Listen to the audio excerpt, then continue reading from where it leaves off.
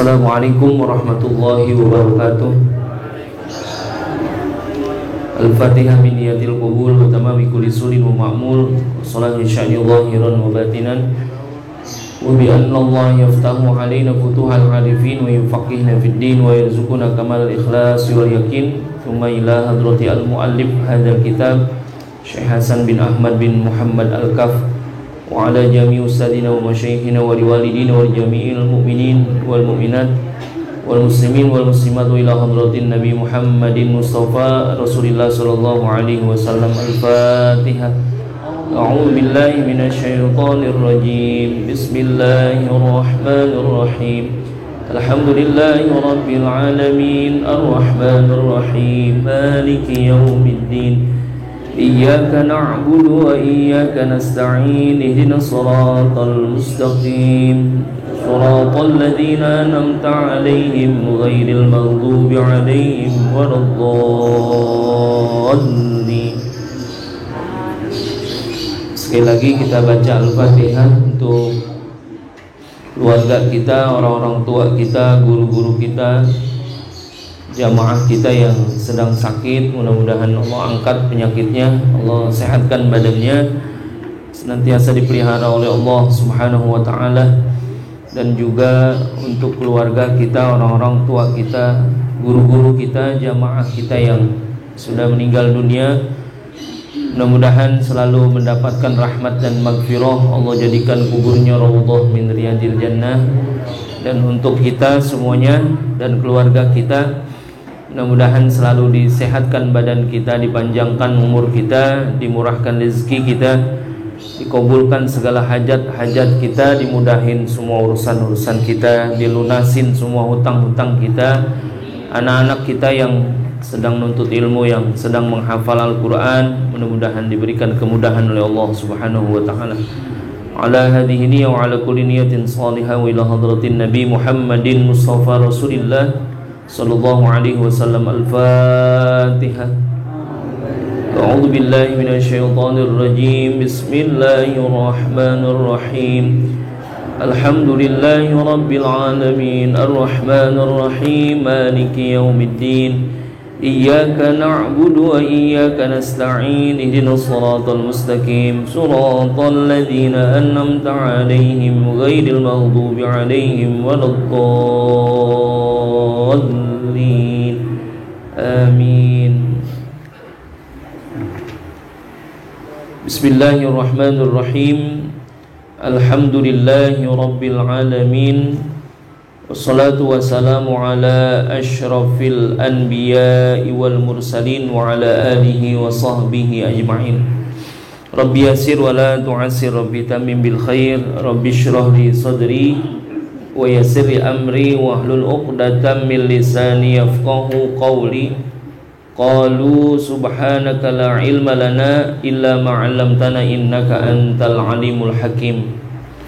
Qala al-musannifu rahimahullahu ta'ala wa adaman naf'a bihi wa bi barakati ulumihi fid daraini amin. Qala sujudus syukri tusannu kharijas salati wa la yajuzu ayyasjudaha dakhilas salati wa asbabuha arba'atun. Al-awwalu hujumu ni'matin laha waq'un min haitsu la yahtasibu sawa'un akanat zahiratan kahuduthi waladin wa qudumi ghaibin wa shifaa'i maridin aw batinatan kahuduthi ilmin lahu aw linahwi waladih. Wa ma'na hujumi ni'matin ay tajaddudu wuku'iha wa in tawaqqa'aha kharaja bihi an-ni'amul mustamirratu kal'afiyati fala yusannu laha as-sujudu. Allah subhanahu wa ta'ala a'lamu. Ma'asyiral muslimin wal muslimat, hadirin jamaah sekalian yang saya hormati dan saya muliakan, dan mudah-mudahan selalu dimuliakan oleh Allah Subhanahu wa ta'ala. Alhamdulillah, pagi hari ini kita bisa bertemu kembali melanjutkan bacaan kita sampai kepada pembahasan sujudus syukri, sujud syukur. Jadi sujud syukur itu sujud yang dilakukan karena luar biasanya bersyukur kepada Allah Subhanahu wa taala. Nanti ada beberapa sabab ya. Nah, di sini disebutkan tusannu kharijas shalah. Yang namanya sujud syukur itu ya, sunnahnya melakukan sujud syukur adalah di luar salat. Wala yajuzu ayyasjudaha dakhilas salat. Tidak dibolehkan melakukan sujud syukur itu saat melaksanakan salat gitu, atau di dalam salat. Jadi kalau dia lagi salat, dia mendapatkan nikmat yang luar biasa, lalu dia mau sujud syukur di situ, nggak boleh. Nah, ini sujud syukur itu adanya kharijas shalah gitu. Nah, tapi dalam hal ini disebutkan oleh para ulama ya, wa yusannu ayyadumma ma'as sujudi shadaqatan au salatan gitu ya. Jadi disunahkan ketika dia sujud ya, menggabungkan gitu ya antara sedekah dan juga memperbanyak salat sunnah. Jadi kalau dia dapat sesuatu lalu dia bersyukur kepada Allah, jadi jangan hanya sujud syukur saja tetapi dibarengi dengan sedekah gitu ya. Banyak bersedekah juga tuh. Wa asbabuha arba'atun. Adapun sabab-sabab daripada sujud syukur itu ada 4 di sini. Yang pertama adalah hujumu nikmatin.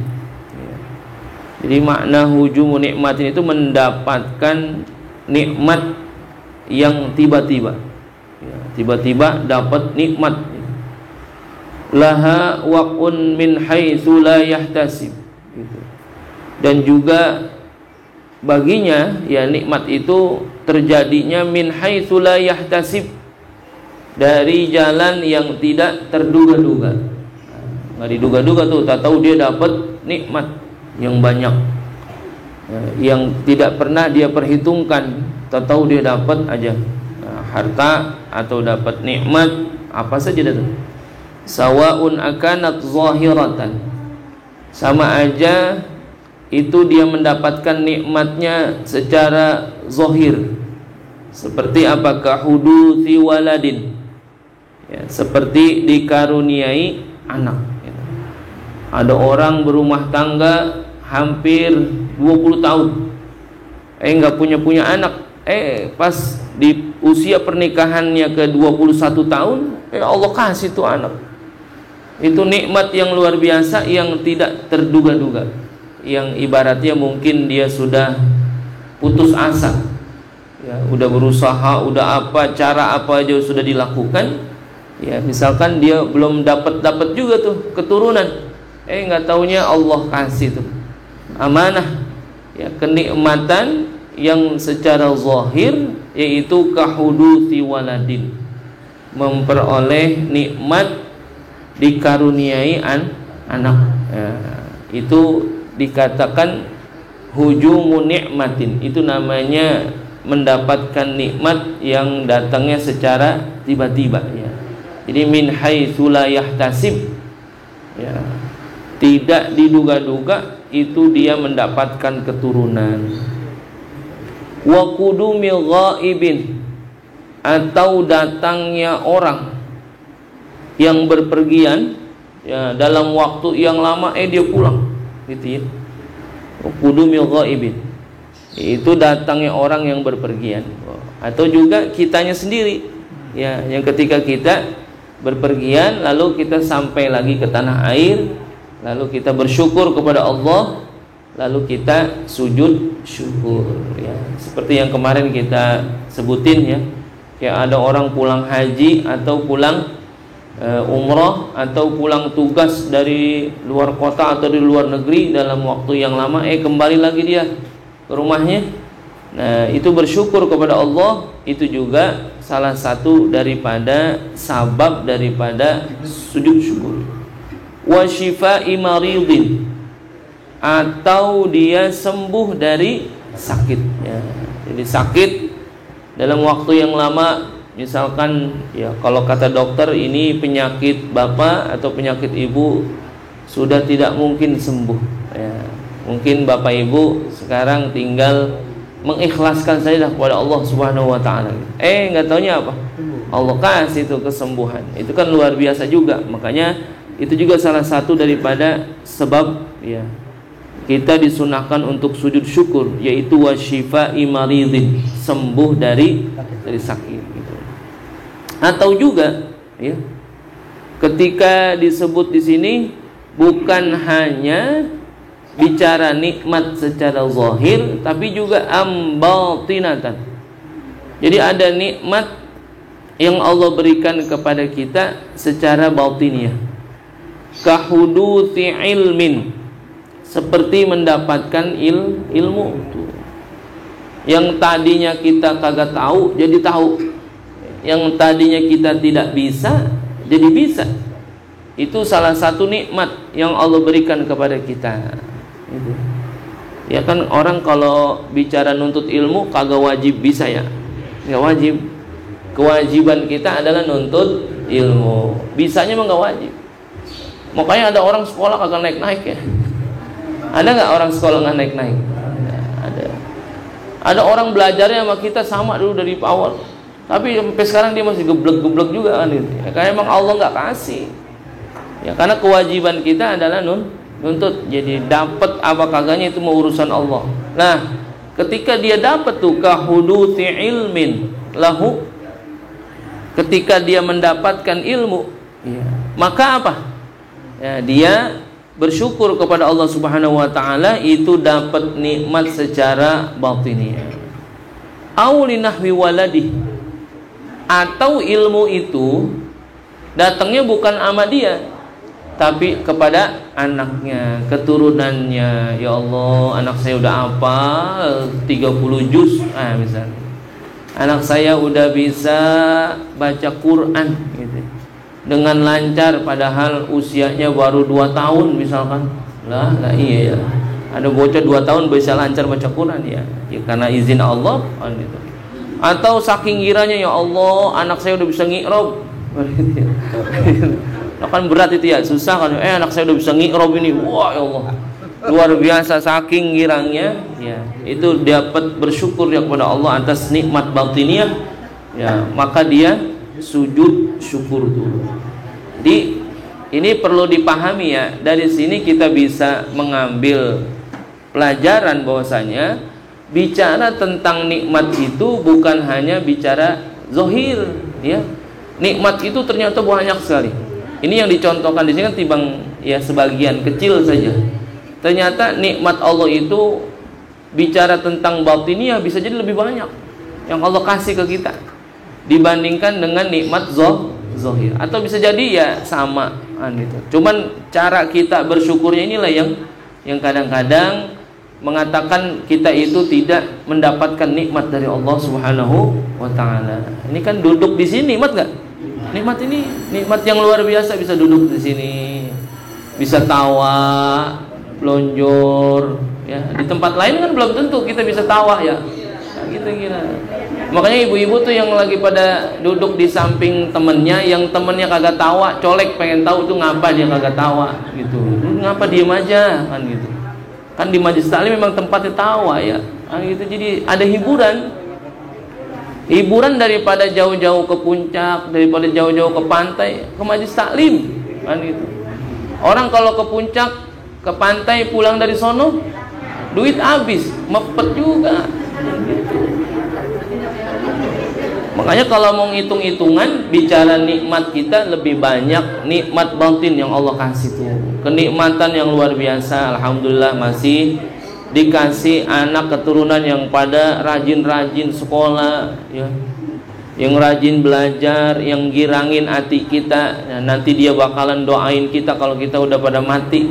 Itu luar biasa gitu. Jadi ada nikmat-nikmat zahir, ada nikmat batin tuh. Wa makna hujumi nikmatin ya, yang dikata di sini Yang dimaksud ya, makna daripada mendapatkan nikmat yang tiba-tiba itu adalah ay tajaddudu wuqu'iha wa in tawaqqa'aha. Jadi mendapatkan nikmat yang baru. Jadi tajaddudu wuqu'iha wa in tawaqqa'aha. Jadi yang dikata hujumu nikmatin itu adalah mendapatkan nikmat yang baru. Yang baru ya. Ya, nikmat yang baru tuh. Jadi mendapatkan nikmat yang baru meskipun dia udah pernah memperkirakan itu atau pernah ngitung-ngitung itu, tapi dia belum dapat. Tahu dia dapat tuh nikmat yang baru itu. Ya. Kharaja bihi an-ni'amul mustamirratu, ya. Maka keluarlah daripada kata-kata hujumi nikmah itu berbeda. Yaitu an-ni'amul mustamirratu, yaitu adalah nikmat yang sudah ada pada dirinya, yang udah ada, yang selalu ada. Mustamirah itu kan selalu ada. Seperti apa?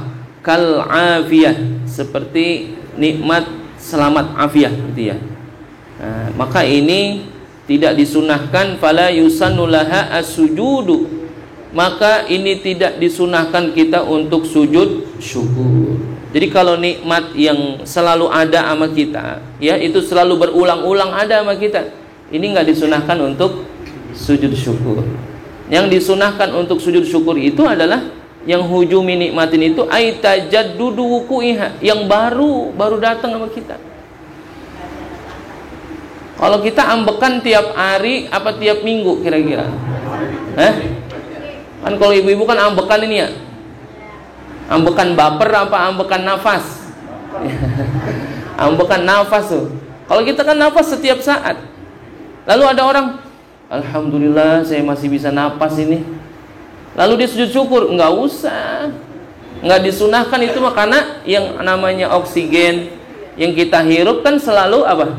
Selalu ada sama kita. Nah, itu tidak disunahkan. Jadi yang disunahkan untuk sujud syukur itu adalah ketika dia mendapatkan nikmat yang baru. Ya, jadi hujumi nikmatin itu ay tajaddudu wuqu'iha. Itu yang datangnya adalah baru sama kita. Itu mau contoh nih. Kita tadinya kagak punya motor, punya motor. Nah, itu kan nikmat yang baru. Yang tadinya nggak punya jadi punya. Nah, itu sunnah untuk sujud syukur. Ini ibu kalau punya motor baru sujud syukur nggak? Bel lah. Ingat juga kagak ya. Udah gitu lagi belum punya motor mah rajin banget ngaji. Jalan tuh jauh banget ya jalan. Pas punya motor berhenti ngaji. Jalan-jalan malah ya. Begitu. Jadi kalau dapetin nikmat yang baru gitu, maka dia bersyukur tuh. Ya, jadi dapat sesuatu nikmat yang. Ada yang nanya, Pak Ustadz, bagaimana kalau dapat bini baru katanya? Ya kalau itu adalah nikmat, ya syukur dia, sujud syukur kan gitu ya. Jadi pengertian hujumi nikmah itu di situ adalah tajaddudu wuqu'iha. Jadi yang nikmatnya itu baru, ya baru pernah dia dapat, meskipun dia udah pernah memperkirakan akan mendapatkannya itu ya. Baru diperkirain doang. Ini kira-kira kalau obyekan gua meleduk, hasil ini bakalannya ini nih gitu. Tapi ternyata belum juga. Padahal dia udah punya perkiraan. Ya udah mateng lah gitu ya perhitungannya. Ini nanti bakal modal sekian kan gitu, penjualan sekian, nanti untungnya sekian. Beberapa saat kemudian, beberapa waktu kemudian ternyata nggak sesuai dengan harapannya, ternyata masih rugi. Nggak taunya di tahun keberapa dia mendapatkan keuntungan yang sudah dia prediksi.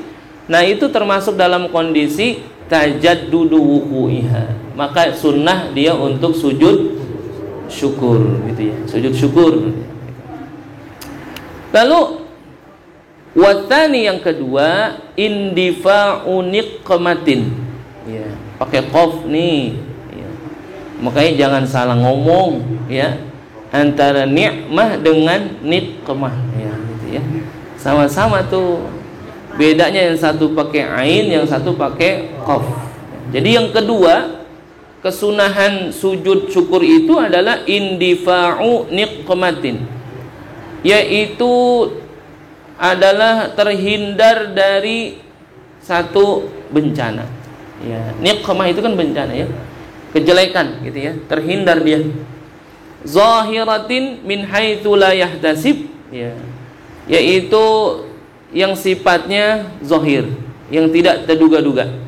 Itu misalkan kanajatin min hadmin, yaitu ketika dia selamat dari hadmin itu sesuatu yang runtuh, roboh, ya bencana apa misalkan gempa bumi itu, atau ada sesuatu yang roboh, pohonan, lalu dia terhindar dari situ. Nah, itu termasuk indifa'u nikmah namanya, yang secara zahir. Au gharakin, atau dia selamat dari tenggelam. Ya, tenggelam tuh gharak. Ya, gharak itu kan tenggelam. Misalkan dia lagi main di laut, itu emang karena dia kagak bisa berenang, itu akhirnya ketika udah hampir dia tenggelam, ada yang nyelamatin. Nah, itu selamat dari gharak, ya, itu tenggelam. Atau au haditsin, atau bencana yang baru datang, apa saja, bencana apa saja, naik motor ya, itu hampir saja dia kecelakaan gitu, lalu dia terhindar dari itu karena dia hati-hati, akhirnya terhindar, akhirnya dia selamat dari kecelakaan itu, ya, itu juga termasuk namanya indifa'u nikmatin gitu ya, yaitu dia terhindar dari bencana secara zahir, secara lahir ya.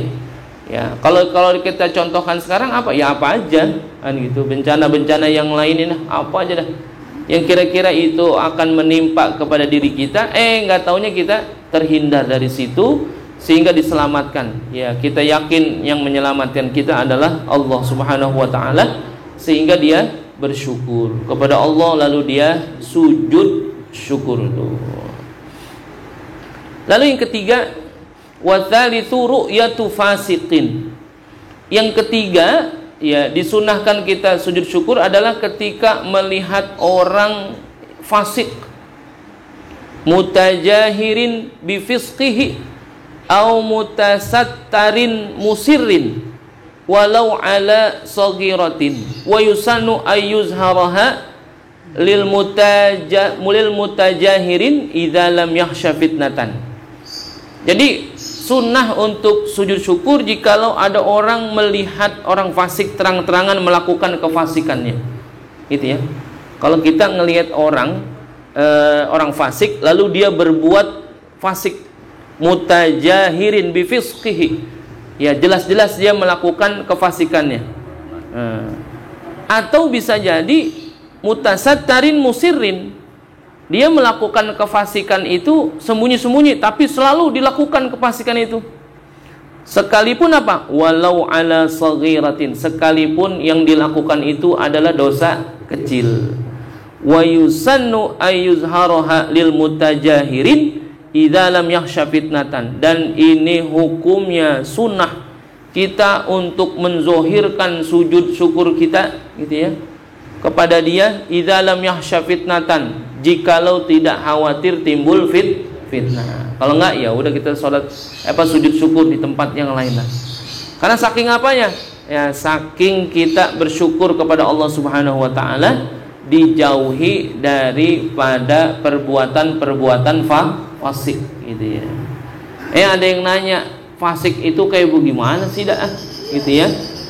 Perbuatan fasik itu bagaimana? Ya, dulu waktu kita ngaji sama mualim guru Ajiz, guru Amin tuh, ya kita nanya, guru, ini kan banyak yang bertanya tentang perkara urusan fasik, ya. Fasik itu bagaimana sih gampangnya gitu ya, dalam pemahaman kita yang bisa kita cerna secara langsung. Fasik itu apa? Kalau kata beliau, fasik itu STMJ, gitu ya. Apa itu? Bukan susu telur madu jahe, bukan. Ya, STMJ, sholat terus maksiat jalan. Artinya apa? Ya dia Islam, gitu ya. Dia Muslim, ya. Orang yang menganut agama Islam, ya. Dan tempo-tempo kita lihat ya dia sembahyang Jumat gitu ya. Ya dia sholat berjamaah di musola di masjid. Cuman ama perbuatan maksiat dia masih demen. Ya, masih suka tuh, masih demen dia. Itu namanya orang fasik gitu. Jadi sholat terus, maksiat jalan. Jadi kalau kita ngelihat orang yang model begitu, kita ngapain? Bersyukur. Maksudnya apa? Kita dijauhi dari perbuatan fasik, lalu kita sujud syukur, gitu ya. Jadi kalau di sini disebutkan walau ala saghiratin, ya, sekalipun yang dilakukan itu adalah dosa kecil, kita bersyukur tuh dijauhin daripada itu. Ya kadang-kadang kan ada orang menganggap dasaran dosa kecil, ya. Padahal dosa yang kecil itu kalau dilakukan secara berulang-ulang jadi besar, dan gitu, jadi banyak. Ya, makanya kita bersyukur tuh diselamatkan gitu. Lalu kalau ngelihat orang, kita ngelihat sekelompok orang lagi ngomongin orang gimana? Gitu ya. Kita liwat ada orang pada ngumpul lagi makan bakso ngomongin orang, kita gimana? Mampir ngikut ya. Makan bakso. Iya. Itu bagaimana? Lah kan sama, itu juga namanya berbuat fasik gitu ya. Harusnya bagaimana? Kita menjauh, dan kita bersyukur kepada Allah bisa menjauhi itu, lalu kita sujud syukur gitu ya. Tapi kan susah itu ya. Kita ada di dalamnya, ada di lingkungan itu, kita susah menghindar gitu ya. Minimal apa? Dalam hati kita itu ada penolakan. Ya, kita berlindung kepada Allah daripada perbuatan-perbuatan fasik ya. Fasik itu kan yang merusak artinya. Fasik itu kan rusak, fusuk itu kan. Ya, kalau dalam bab haji itu ya. Jadi orang pergi haji itu jangan sampai berbuat fasik ya, jangan sampai berbuat jidal kan gitu. Karena itu fasik itu artinya apa? Sesuatu yang bisa merusak gitu ya. Merusak apa? Merusak kebaikan kita. Ya, pahala kita kan jadi rusak gara-gara kita berbuat fasik. Justru dalam hadis Nabi perintahnya malah bukannya merusak amalan kita, justru kalau kita berbuat sesuatu ya yang sifatnya maksiat, kata Nabi wa'at bi'is sayyi'atal hasanata tamhuha, kan gitu ya. Kalau kita udah terlanjur berbuat kejelekan, keburukan, maka iringilah perbuatan buruk itu dengan berbuat baik. Tamhuha, maka perbuatan baik kita itu akan menghapus perbuatan buruk. Gitu. Jadi jangan dibalik. Ya. Kalau sekarang ada nggak orang-orang yang berbuat fasik secara mutajahirin, secara jahar, terang-terangan? Ada nggak?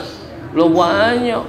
Ada orang yang berbuat maksiat atau berbuat yang melanggar daripada perkara urusan agama dengan secara terang-terangan. Orang kadang udah kagak punya malu untuk berbuat dosa tuh. Ya. Nggak punya malu mereka buka aurat, ya. Nggak punya malu mereka berbuat hal-hal yang dilarang sama agama, gitu. Judi terang-terangan nggak sekarang? Terang-terangan, judi terang-terangan. Makanya ini salah satu yang sulit, gitu ya.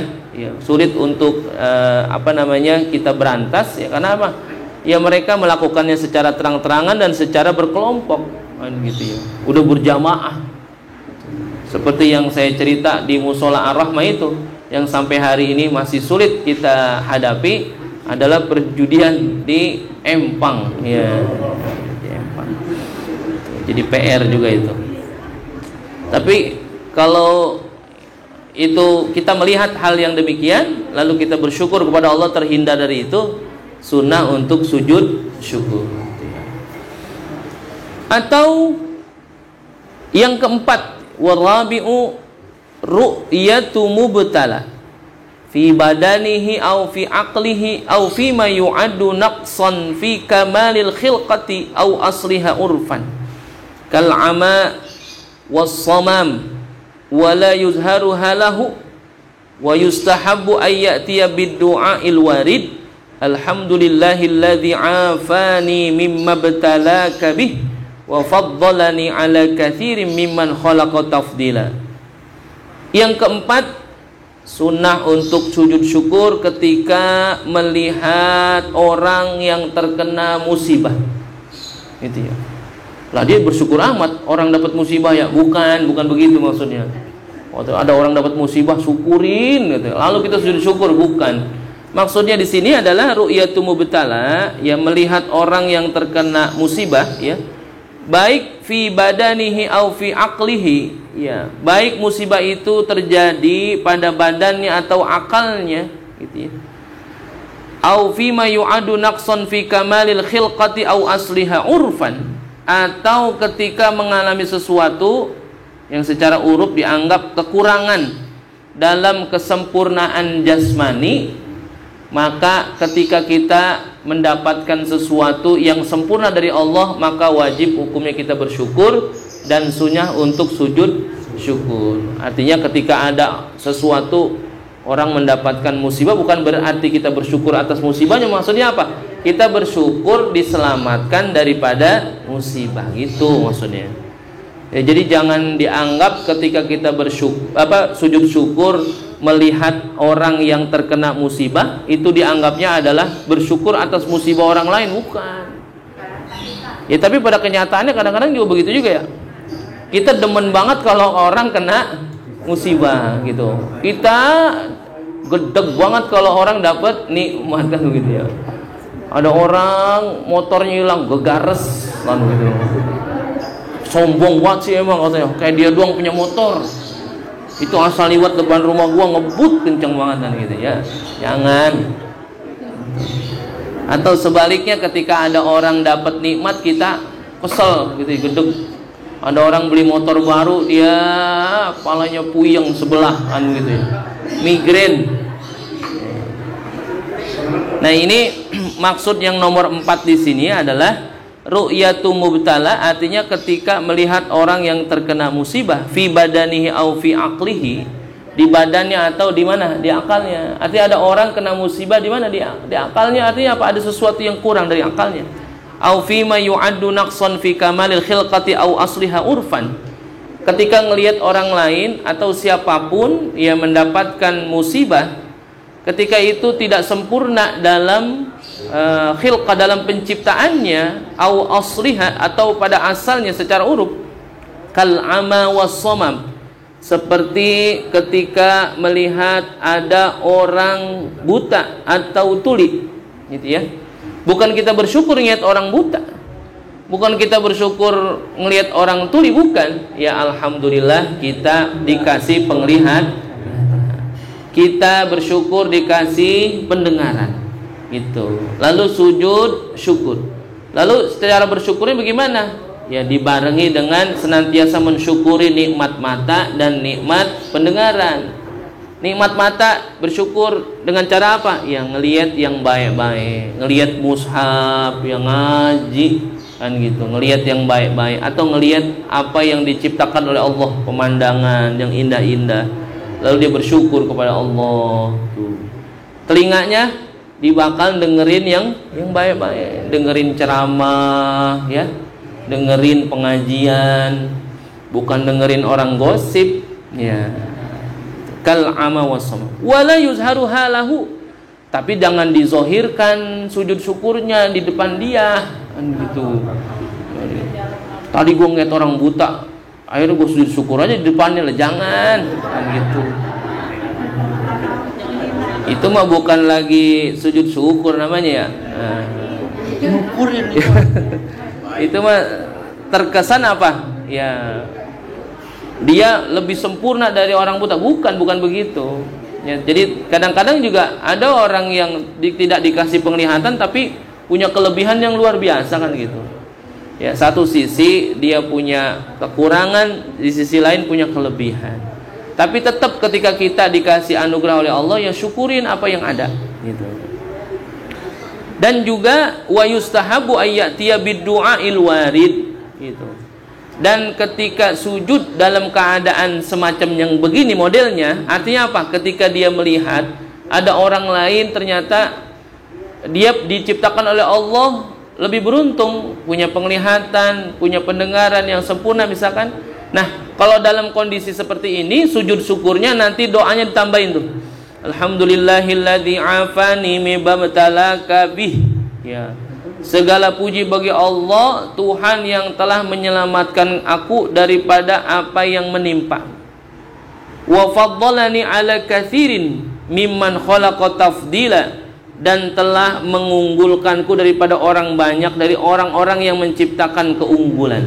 Ya, pasti ada punya keutamaan, masing-masing punya keutamaan. Tetap apa? Kalimat yang keluar dari mulutnya adalah memuji kepada Allah. Alhamdulillahilladzi afani mimma btalaka bih. Ya. Jadi bersyukur bukan berarti dia lebih hebat dari orang yang ketika itu diciptakan oleh Allah ada sedikit kekurangan. Ya, emang udah Allah punya garisnya seperti itu. Tapi kita tetap bersyukur kepada Allah atas apa yang Allah anugerahkan kepada kita. Salah satu bentuknya apa? Sujud. Ya, sujud syukur itu kan. Wa faddalani ala katsirin mimman khalaqa tafdila, dan telah memberikan keutamaan kepadaku atas yang lainnya yang banyak sekali daripada Allah ciptakan. Sekian banyak yang Allah ciptakan itu masing-masing pasti punya keutamaan, dan kita mudah-mudahan juga termasuk daripada hamba Allah yang dikasih keutamaan. Tapi secara umum sebetulnya manusia ketika diciptakan ya sempurna semuanya ya. Khalaqal insana fi ahsani taqwim. Ya, sebagus-bagusnya penciptaan ya, bentuk rupa itu adalah manusia, walaupun nanti dari segi fungsi ada yang tidak sempurna, ya ada yang kurang. Ya, kalau sekarang mungkin kita bicara tentang bagaimana kesempurnaan apa yang Allah kasih ke kita, ya mungkin karena faktor usia, itu ya. Karena emang ini barang lama dipakai, ya udah puluhan tahun, gitu ya. Ini tulang udah lama dipakai, udah puluhan tahun, ya udah pasti akan berkurang juga fungsinya. Mata juga begitu kan. Kita mata udah pada disambung ini pakai mata kaca ya, kacamata gitu. Kadang-kadang udah pakai kacamata juga masih belum jelas juga tuh ya, gitu. Atau kuping kita ya udah pada berkurang. Ya pasti sebetulnya Allah berikan keutamaan itu, akan tetapi seiring berjalannya waktu bisa jadi ada yang berkurang. Tapi ada yang Allah ciptakan dari awal memang Allah nggak kasih dia penglihatan gitu ya. Allah dia nggak kasih dia pendengaran dan sebagainya. Pasti segala sesuatunya ada hikmah yang baik di sana gitu ya. Seperti salah satunya adalah ketika Imam Ghazali kalau nggak salah, beliau itu di akhir hidupnya nggak ngelihat ya, matanya buta. Tapi apa beliau bilang? Ini adalah nikmat Allah. Justru Allah larang saya untuk melihat dunia ini. Dulu dunia itu ada indah sekali, tapi sekarang dunia ini udah penuh dengan kemaksiatan. Makanya Allah jaga mata saya untuk tidak melihat yang maksiat. Makanya Allah kasih saya buta mata saya. Ya kalau itu mah ulama ya kelasnya ya, dikasih buta juga pandangannya lain kan gitu. Ya kalau kita misalkan dikasih kegaget, loh ya Allah tega amat sih dah Allah. Saya masih demen nonton Pamilis jadi nggak kedengeran kan begitu, nggak kelihatan kan gitu ya. Ya ini kelasnya kelas ulama.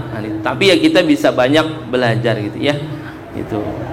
Tapi doa ini jangan sampai didengar. Jadi wala yusmi'uhu iyyahu.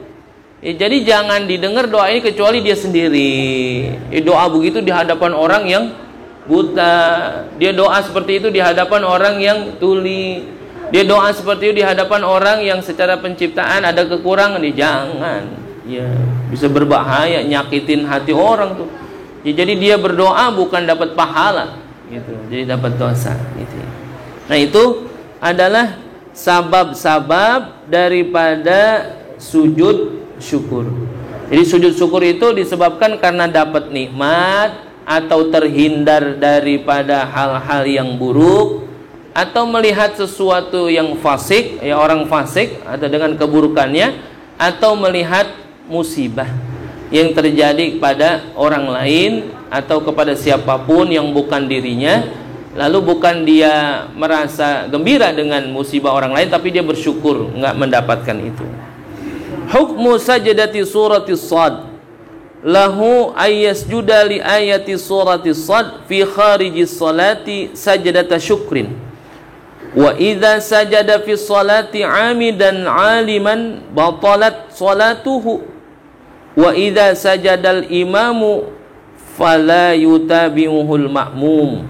Nah, ini ada disebutkan bahwasanya sunnah melakukan sujud syukur di luar salat ketika membaca surah Sad itu. Jadi lahu ayyasjuda li ayati surati Sad fi salat fi kharijis salati sajdata syukrin. Jadi jika di dalam salat ya, ketika dia di dalam salat ini kalau dilakukan sujud syukur maka bisa jadi batal salatnya. Ya, jadi kalau misalkan kedapetan dia di dalam salat itu membaca surah Sad ya, karena di dalam surah Sad itu ada kalimat yang berbicara tentang syukur gitu ya, atas nikmat Allah, lalu disunahkan sujud di mana nih? Di luar salat. Tapi kalau di dalam salat maka dapat membatalkan salatnya tuh jika sengaja dan dia tahu akan keharamannya. Tapi kalau misalkan tidak disengaja atau dia tidak tahu akan keharamannya, ya ini tidak menjadi masalah. Tetapi kalau misalkan ada imam ya, wa idza sajadal imamu fala yutabi'uhul ma'mum. Jadi kalau ada imam misalkan baca surah Sad lalu dia sujud ya, dan sujudnya itu adalah sujud syukur, maka si makmum kagak wajib untuk mengikuti si imam. Bal yufarikuhu, dia mufarokoh saja. Atau apa? Au yantaziruhu, atau dia tunggu sampai si imamnya itu selesai sujud syukur, baru dia melanjutkan lagi sholatnya, baru kita ngikutin lagi imamnya. Tuh. Karena apa? Sujud syukur ketika membaca surah Sad, kalau nggak salah ayat 24 itu, surah Sad ayat 24 itu di dalam sholat, ketika dalam sholat dia sujud syukur, maka ini nggak dibolehkan, haram hukumnya. Karena apa? Ketika dilakukan secara sengaja, bahkan dia tahu, batalat sholatu, batal sholatnya. Tapi kalau di luar sholat dia baca ini surah Sad yang ayat 24 itu, maka dia sunnah hukumnya sujud syukur. Kalau nggak sujud syukur nggak jadi masalah, karena memang hakikatnya sujud syukur itu hukumnya sunnah saja. Lalu bagaimana kaifiatnya? Dari tadi kita cerita tentang sababnya gitu ya, bagaimana terjadinya sujud syukur itu karena ada beberapa sebab. Nah sekarang bagaimana pelaksanaan sujud syukur itu? Nah di sini memang tidak disebutkan secara khusus ya.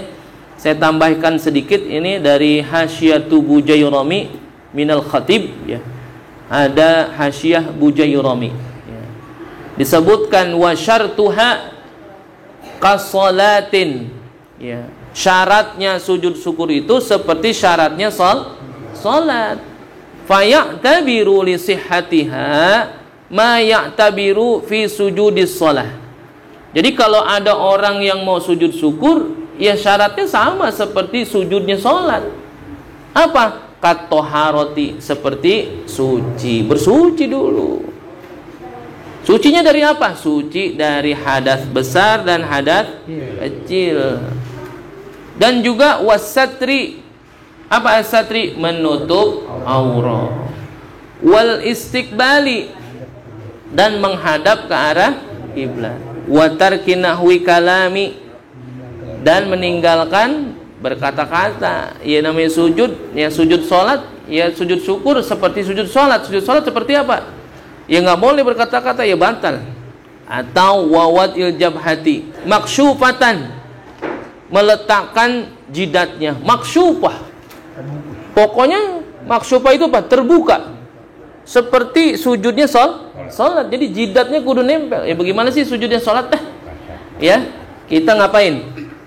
Nutup aurat. Ya berarti wudu dulu, nutup aurat, lalu menghadap kiblat. Dan ketika sujud pun meletakkan jidatnya itu maksyufatan, gitu ya. Nah, dan juga jangan sampai dia sujud bitaharruk bitahamuli ala ghairi ma yataharraku biharakatihi, sujud di atas yang mana ketika dia bergerak dia ngikut bergerak. Apa? Sorban misalkan, dia sujudnya di atas sorban, ketika dia bangun dari sujudnya itu sorbannya ngikut bergerak, dia nggak boleh. Haram hukumnya sujud di atas tempat di mana ketika itu dia bergerak maka dia ngikut bergerak, gitu ya. Atau wawad'u juz'in min batinil kaffaini, ya sama tuh sujudnya begitu ya, letakin dua tangannya, wal qudamaini minar rukbataini wa ghairi dzalik, dan juga lututnya dan juga kakinya. Jadi kalau ditanya bagaimana tata cara sujud syukur, tata cara sujud syukur itu adalah sama seperti sujudnya sholat. Berarti ngapain? Bersuci dulu, tutup aurat, menghadap kiblat. Ya, nanti sujudnya ingat jidatnya kudu nempel, anggota sujud yang 7 kudu ngikut. Lalu bagaimana caranya? Takbiratul ihram, Allahu Akbar, lalu sujud. Berapa kali? Sekali doang udah. Ya, sekali sujud, lalu duduk sebentar, langsung salam. Sama kayak kemarin, sujud tilawah kan begitu juga. Iya. Jadi jangan datang-datang sujud aja. Ya, itu yang makanya kemarin kita bahas bagaimana selebrasi habis golin. Gitu ya. Mana dengkulnya kelihatan, mana lancip banget gitu dengkul. Ya. Itu. Langsung sujud dia, sujudnya ngadep penonton ya. Nggak tahu ngadep kiblat apa kagak. Nah, makanya ketika ada yang nanya, Pak, itu kalau ada pemain bola nggolin dia sujud, apakah itu sujud syukur? Kalau misalkan kita ngikutin kaifiat fikih, itu nggak masuk kategori sujud syukur yang pada sebenarnya. Tapi andai kata dia sujud ya dalam rangka bersyukur karena Allah, ya mungkin dia nginget kebesaran Allah, dia sujud. Karena serendah-rendahnya manusia ya di hadapan Tuhan itu ketika apa? Ketika sujud. Lalu dia sujud, ya udah sih nggak apa-apa dah. Ya, daripada dia joget-joget kali gitu, jadi sujud dah masih bagus juga. Cuman kalau ditanya apakah itu masuk kategori hakikat sujud yang sebenarnya, itu nggak masuk, gitu ya. Jadi karena sujud syukur itu ada kaifiatnya. Jadi sujud syukur, sujud tilawah, syaratnya itu sama seperti sholat. Jadi wasyartuha kasolatin. Jadi syaratnya sujud syukur itu seperti sholat, ya, seperti sholat, sujudnya sholat juga.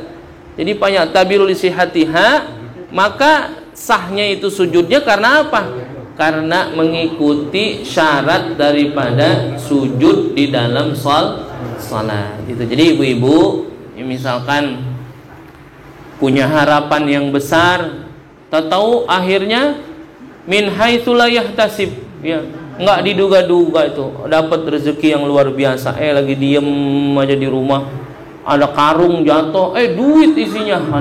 Ya, bersyukur kepada Allah. Langsung wudu dah bu.